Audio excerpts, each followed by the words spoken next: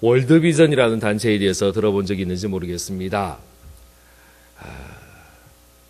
1950년에 한국 6.25 전쟁 때에 수많은 고아들과 또 남편을 잃은 부녀들을 돕기 위해서 당시 중국과 한국에서 선교 사역을 하던 밥 피어스라는 선교사님과 그리고 영락교회를 담임하셨던 한경지 목사님이 두 분이 함께 힘을 모아서 만들었던 국제 구호단체가 월드비전입니다. 당시 처음에는 선명회라는 이름으로 시작을 했었습니다.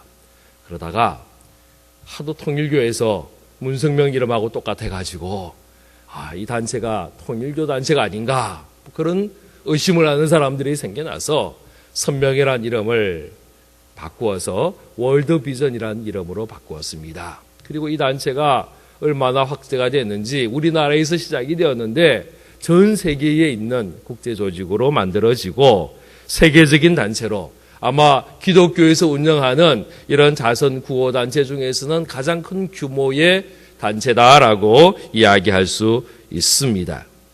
이 선명회에서 하는 일은요, 제일 중요한 목적은 어린아이들을 돕는 겁니다. 모든 아이들이 잘 살 수 있도록 하는 것, 이것이 선명회의 목적이다라고 이야기를 합니다. 그래서 아이들을 먹을 것을 주고 입을 것을 줍니다. 고아원을 세웁니다.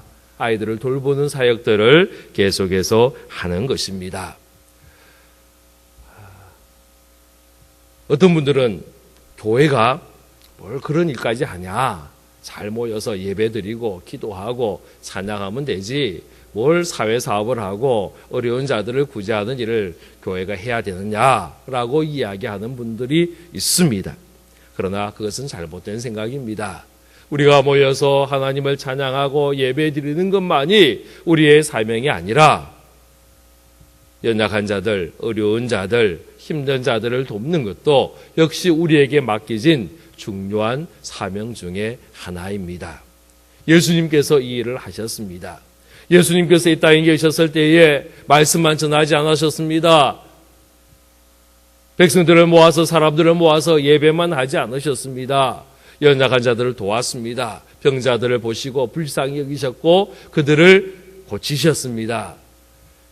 귀신에 걸려 신음하는 자들을 보일 때마다 저들을 귀신을 쫓아내고 자유함을 주셨습니다. 그리고 오늘 본문 말씀에 보면 배고픈 자들을 만날 때에 저들에게 먹을 것을 주셨던 우리 주님의 모습을 보게 됩니다. 특별히 오늘 남자의 숫자만 5,000명이 넘는 이 많은 사람들에게 음식을 나누어준 이 기적 사건, 우리가 이야기하는 이 오병이어라고 불리우는 이 기적의 사건은요, 사복음서에 다 나와요. 많은 기적들이 성경에 기록이 되어 있습니다. 안전뱅이를 일으키고 문둥병자를 고치고 눈먼 자들을 낫게 하고 수많은 기적들이 있는데 그 모든 기적 중에 사복음서에 다 같이 나오는 네 군데가 다 나오는 기적은 딱 하나밖에 없습니다. 바로 그것이 이 오병이어의 기적이에요. 어쩌면 네 군데가 다 기록이 되었다라는 것은 그만큼 중요하기 때문이다라고 이야기할 수 있습니다. 성경을 보십시오. 창세기부터 시작해서 요한계시록까지 곳곳에 우리 하나님의 모습 중에 우리 하나님은 우리의 필요를 채우시고 우리의 필요를 공급하시고 우리에게 좋은 것을 주시는 하나님의 모습을 보게 됩니다. 이스라엘 백성들이 광야 길을 걸어갈 때에 그들에게 먹을 것을 주셨습니다. 날마다 만나를 주셔서 저들이 먹게 만들었습니다. 고기가 먹고 싶다 그러면요, 새들이 날아와서 날아가지 않는 거예요. 하나님께서 이스라엘 백성들이 원하는 대로 주셨다라는 겁니다. 목이 마를 때는요, 반석에서 물을 깨트려서 그 물을 나오게 해서 물을 얻게 하시고 그 물을 마시게 만들어 주셨습니다. 엘리야 때는요, 까마귀를 보내어서라도 엘리야를 통하여 음식을 공급해 주시는 하나님의 모습을 봅니다. 사르밧의 과부가 먹을 것이 없을 때에 하나님은요, 그 병의 기름과 그 병에 있는 가루가 끊이지 않도록 흘러나오도록 기적도 베풀어 주셨습니다.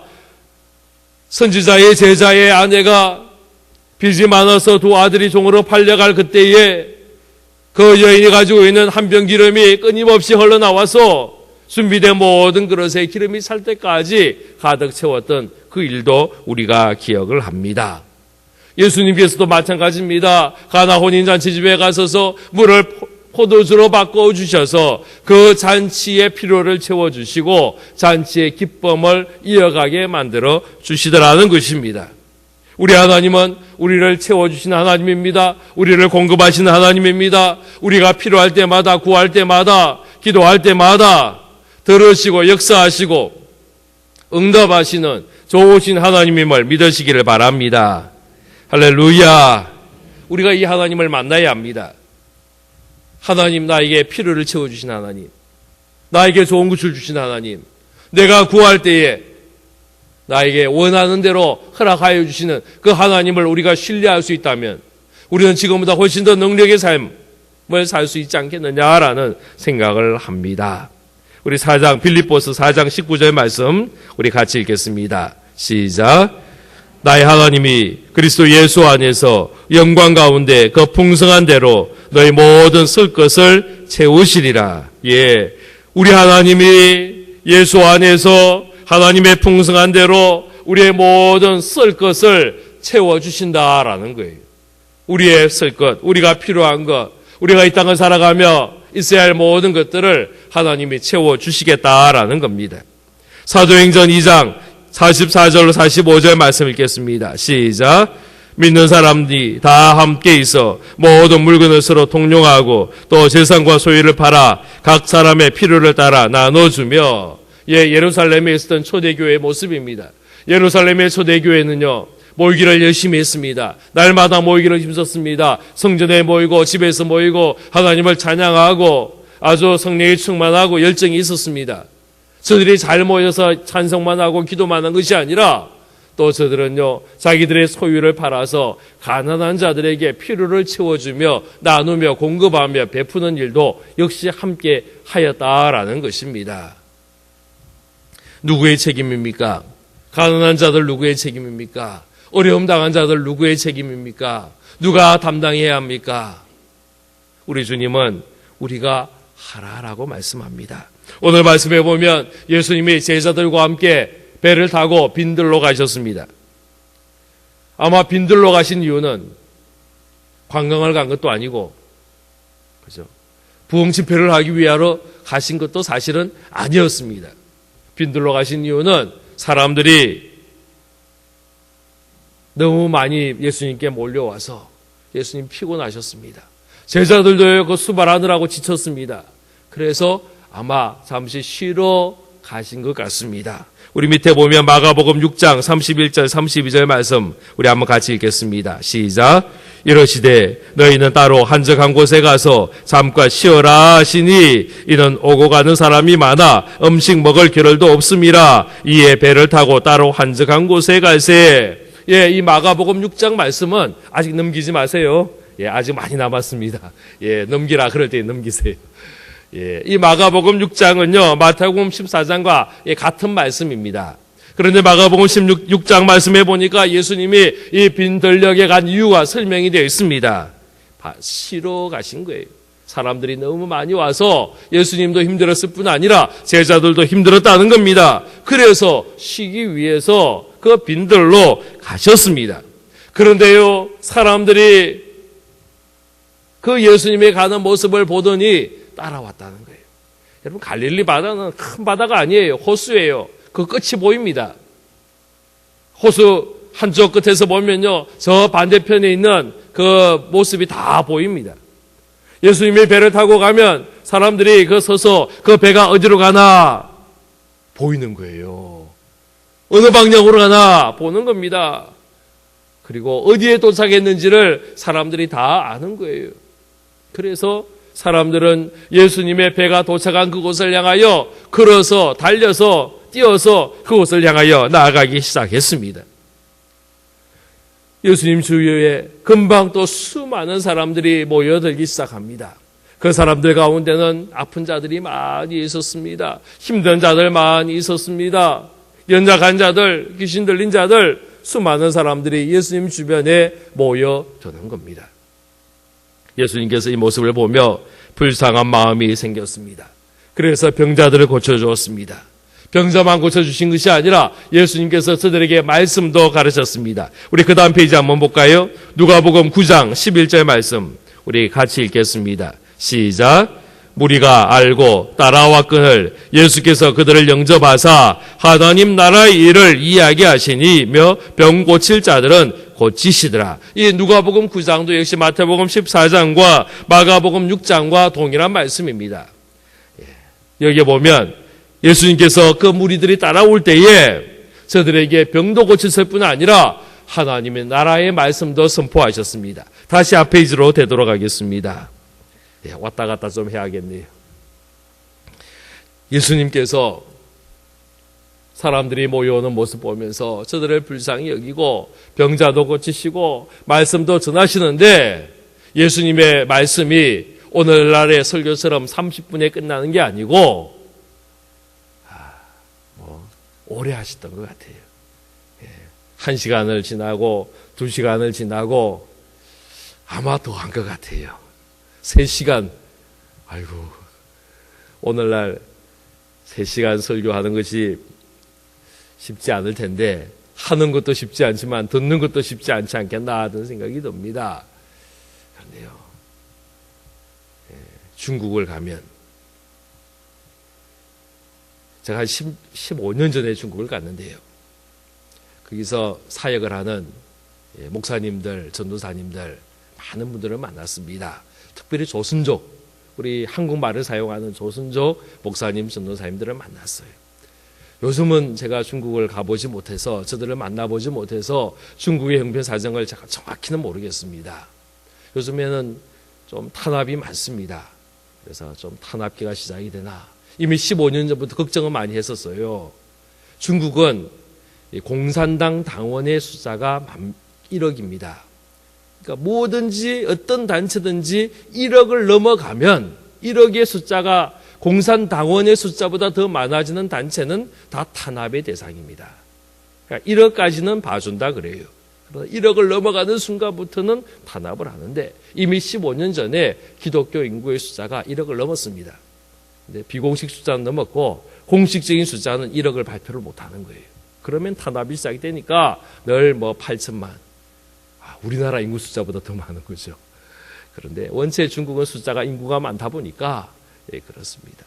그런데요, 그럼에도 불구하고 교회가 세워지면요 수많은 사람들이 몰려온다는 거예요. 목사님이 아니고 전도사님이 그 교회를 담임을 해도요 사람들이 막 몰려온다는 거예요. 너무너무 몰려오는데 목회자가 없어가지고 교회가 없어가지고 그래서 어떤 전도사님은 한 군데서 목회를 하는 것이 아니고 4군데 5군데 돌아가면서 말씀을 전하고 설교하고 목회하고 그런 형편이라는 거예요. 15년 전에.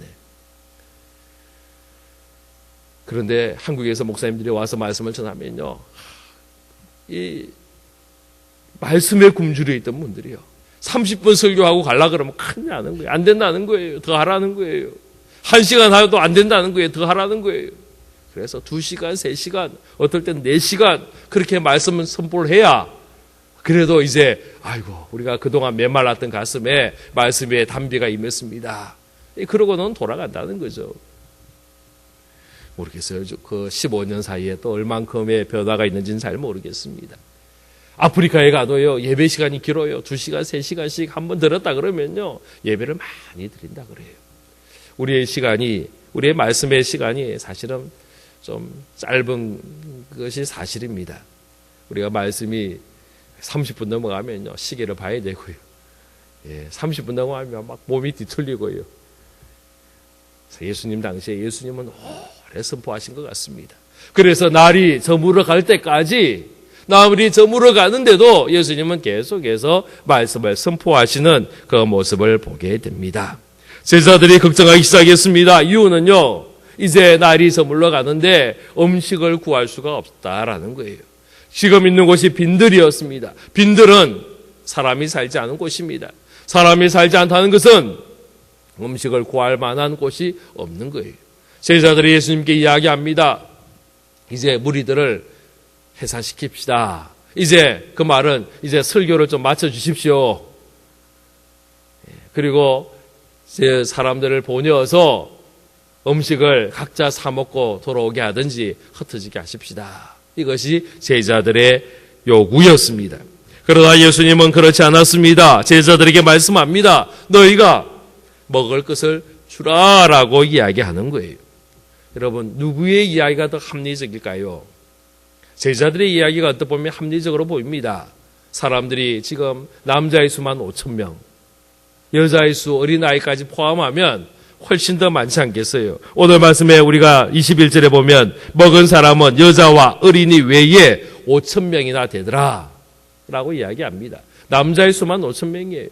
여자와 아이들까지 포함한다면 아무리 적게 잡아도 10,000명, 아니 20,000명까지도 더 이상까지도 계산하는 분도 있습니다. 이 많은 사람들이 지금 흩어져서 과연 음식을 사 먹을 수 있겠는가? 가능할까요? 그 당시에 이스라엘 당시의 마을들은 큰 마을이 아니었습니다. 작은 마을이었습니다. 여러분이 어렸을 때에 있었던 마을들 한번 기억해 보십시오. 마을들이 오늘날처럼 큰 도시들이 아니었습니다. 조그마한 마을이었습니다. 부산에서도요, 대신동도요, 작은 마을이었습니다. 50년 전에, 60년 전에 이곳에 식당이 몇 군데 있었겠습니까? 음식을 사 먹을 수 있는 곳이 얼마나 있었겠습니까? 2만 명의 사람들이 흩어져서 음식을 사 먹으러 들어가도 음식을 먹을 수 있을 만한 곳이 찾는 것은 아마 불가능하지 않겠느냐라는 거예요. 그냥 말로서 그냥 가서 따뜻한 음식 사 먹으십시오. 그냥 립서비스 하는 거죠. 가서 여러분의 돈으로 잘 먹고 오십시오. 그럼 그걸 끝나는 거예요. 제자들의 요구는 그거예요.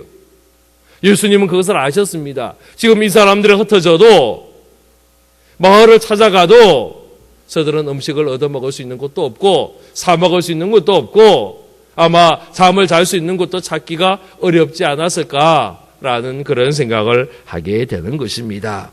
그래서 예수님은 저들을 흩어지게 하지 않으셨습니다. 그리고 제자들에게 너희들이 이것을 해결하라라고 말씀하는 겁니다. 우리의 책임이라는 겁니다. 제자들의 책임이라는 겁니다. 제자들은요 그렇게 생각 안 했어요. 자기들의 책임이 아니라고 생각합니다. 우리가 지금 부흥 집회 초청한 게 아니고 우리가 주최 측이 아니라는 겁니다. 사람들 보고 오라고 이야기한 적도 없다라는 겁니다. 저 사람들이 찾아왔고 저 사람들이 몰려왔는데 왜 먹을 것까지 우리가 해결해야 됩니까? 솔직히 말해서 제자들조차도 먹을 음식이 없는 거예요. 예수님 앞에 음식을 가져왔잖아요. 보리떡 2개, 보리떡 5개. 그죠? 물고기 2마리 가져왔잖아요. 이거 누구에게 가져온 거예요? 우리 잘 아는 본문이잖아요. 누가 줬어요? 어린 아이의 손에 있는 거 가져온 겁니다. 안드레가 자기 먹으려고 음식 두었던 그것을 가져온 게 아니에요. 베드로가 음식 먹으려고 챙겨왔던 거 가져온 게 아니에요. 제자들이요 나중에 이 집회 마치고 예수님 드세요 준비하고 준비해 놓았던 그 음식 가지고 온 게 아니에요. 그거 없다는 거예요. 그것도 없었어요. 지금 참 예수님도 가난하시고 제자들도 참 가난한 거예요. 그래도 지금 최소한 13명이 움직이면 13명만 아닐 거예요. 아마 더 많은 제자들과 함께 갔을 겁니다. 그 많은 사람들이 갔으면 그래도 그날 저녁 함께 먹을 음식은 준비해야 되지 않았을까요? 그런데 없어요. 아마 그날 저녁 모든 사람들이 안 몰려와서도 그곳에 예수님과 제자들이 좀 쉬면서 아마 금식하며 기도해야 될 형편이었습니다. 먹을 것이 없었습니다.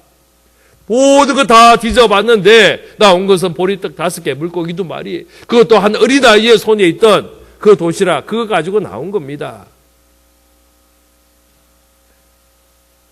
예수님 먹을 것도 없었고 12제자 먹을 것도 없었고 아무도 없는 거예요. 그런데 예수님께서 제자들의 이야기가 너희들이 먹을 것 주라라고 이야기하는 거예요. 이것이 지금 형편입니다. 이것이 지금 저들의 상황입니다. 그런데 예수님께서는요, 아는 것이 책임이라는 거예요. 너희들이 지금 백성들이 굶주리고 있는 것을 알았기에 그 굶주림을 해결하라라는 거예요.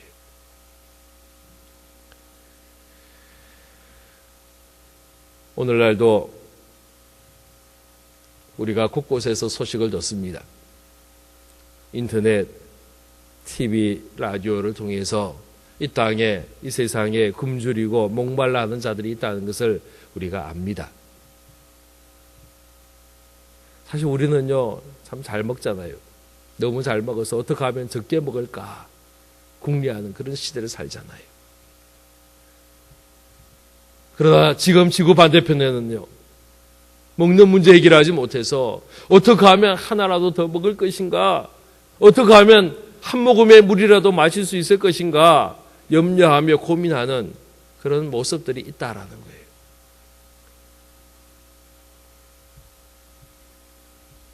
맑은 물을 얻지 못해서 그냥 흙투성이의 물도 그것도 귀해가지고 그것도 없어서 그 물 구하기 위하여 몇 킬로를 걸어서 가서 그 흙탕물을 떠오는, 그래서 그 물을 마실 수밖에 없는 어린 아이들의 모습들이 지금 지구 반대편에 있다라는 겁니다. 우리가 이것을 압니다. 모르지 않습니다. 예수님께서는 너희들이 알기에 책임이 있다라고 이야기를 합니다. 그리고 먹을 것을 주라라고 우리에게 말씀하고 있는 것입니다. 다른 사람이 책임이 아닙니다. 그 나라 정부가 잘못하고 그 나라 통치자들이 독재를 하고 착복하고 자기들의 주머니를 불렸기 때문에 물론 그럴 수 있겠지만은 그 사람의 책임만이 아니라는 겁니다. 아는 우리가, 이것을 알게 된 우리에게도 책임이 있다라고 예수님은 말씀합니다. 우리 성경 말씀 야고보서 2장 말씀 읽겠습니다. 야고보서 2장 15절 17절 같이 읽습니다. 시작.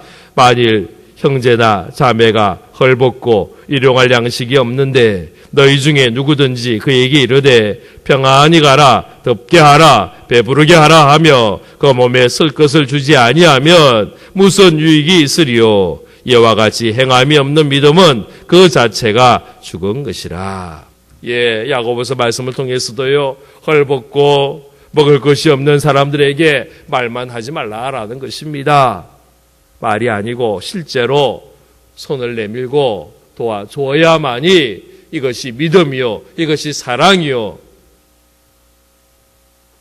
이것이 책임이다라고 분명히 말씀합니다. 그러면 어떻게 해야 합니까? 지금 제자들은 가난합니다. 제자들의 손에 있는 것이 없습니다. 제자들이 아주 부유해서 5,000명, 10,000명, 20,000명 사람들 음식을 먹일 만한 돈도 있고 물질도 있고 음식도 준비할 수 있는 그런 형편이 되면 얼마든지 기쁨으로 할 수 있겠지만은 제자들이 그렇지 못했습니다. 자기 먹을 음식도 없는데 지금 이 많은 사람들 해결할 방법이 없습니다. 기껏 살펴봤는데 한 어린아이의 손에 떡 5개, 물고기 2마리, 이 물고기도요, 고등어처럼 큰 물고기가 아니에요.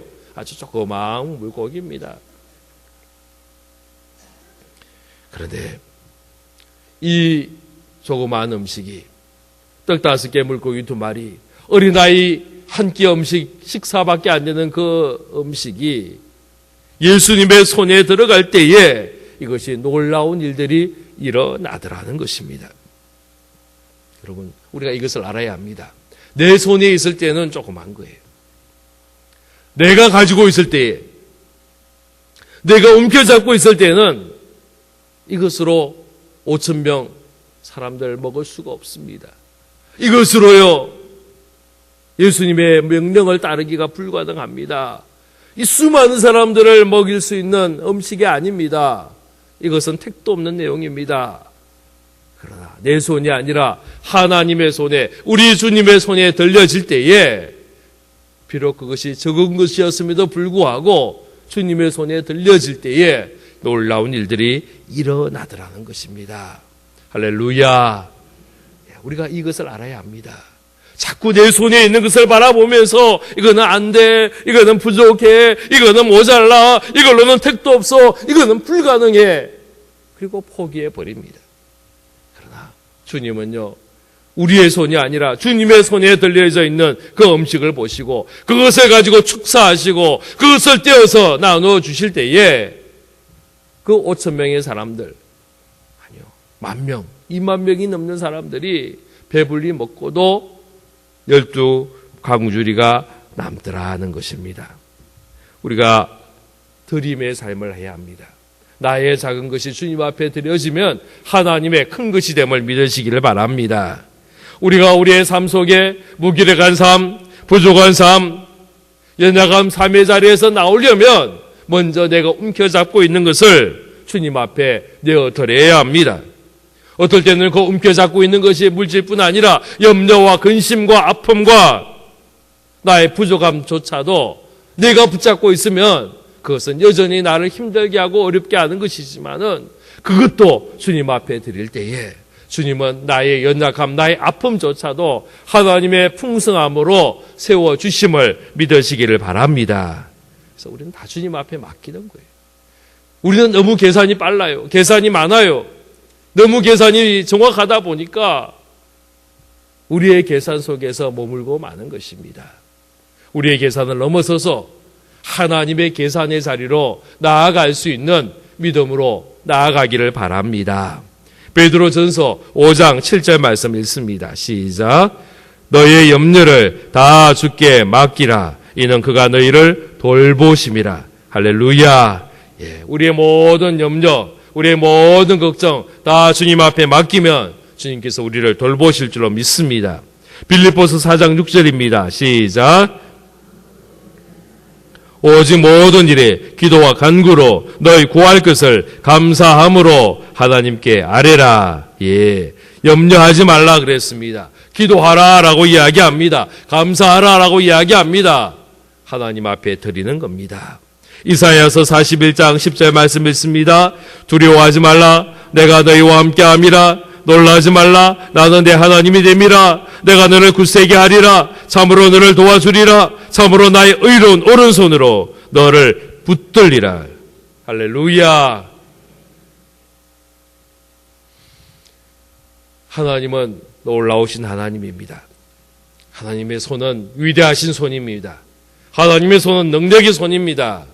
우리는요, 자꾸 내 손과 하나님의 손을 같아라고 생각하는 거예요. 하나님의 손이 내 손인 것처럼 느껴져요. 그렇지 않습니다. 내 손은 부족하고 내 손은 연약하고 내 손은 모자라도 하나님의 손은 그렇지 않습니다. 내 손에 움켜잡지 않고 하나님 손에 들이면 하나님 손에는 기적이 나타나고 하나님 손에는 풍성함이 있고 하나님 손에는 채워주심이 있음을 믿으시기를 바랍니다. 우리 하나님은요, 풍족히 주시는 하나님이에요. 요한복음에 보면 그들의 원대로 주셨다라고 말씀합니다. 마태복음, 마가복음, 누가복음에서는 저들이 배불리 먹었다라고 표현하고 있습니다. 그리고도 남은 것이 12바구니에 찼다라는 거예요.